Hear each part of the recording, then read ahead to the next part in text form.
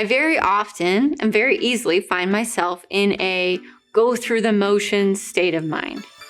I live out my daily routine, day in and day out. I check the boxes I need to check. I go to work, spend time with my family, I exercise, I feed my dog, I do my laundry, I eat dinner with my husband, and then I go to bed and do it all over again.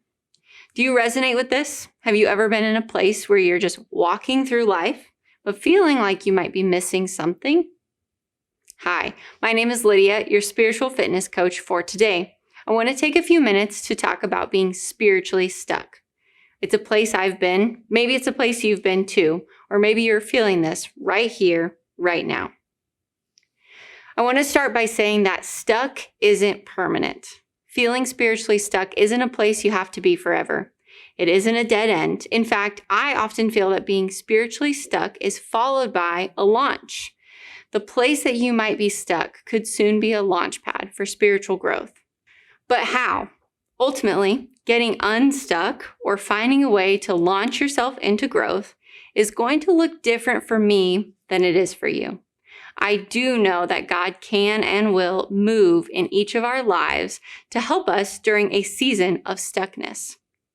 I want to share with you a strategy that I have used in the past when I get into a place of feeling stuck. Look behind me, look around me, and look ahead of me. As I do this, I see a beautiful picture of God's presence in my life and feel a nudge toward a deeper connection to the Father. One of the places in Scripture that I see this done is Psalm 139.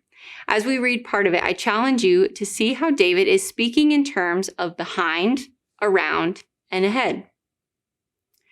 For you formed my inward parts. You knitted me together in my mother's womb. I praise you, for I am fearfully and wonderfully made. Wonderful are your works. My soul knows it very well. My frame was not hidden from you when I was being made in secret, intricately woven in the depths of the earth. Your eyes saw my unformed substance. In your book were written, every one of them, the days that were formed for me, when as yet there was none of them.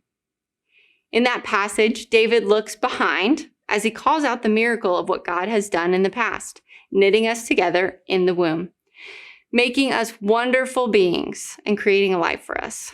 Then we can see he identifies what is around him in a simple sentence: wonderful are your works. We can continue to identify these behind, around, and ahead moments through this chapter. But I want to jump to the end of Psalm 139, where David looks ahead. Search me, O God, and know my heart. Try me and know my thoughts, and see if there be any grievous way in me, and lead me in the way everlasting. Lead me in the way everlasting. I would say that is looking ahead, expectant of what God will do in your life. We could say that this is David asking God for a launch into spiritual growth.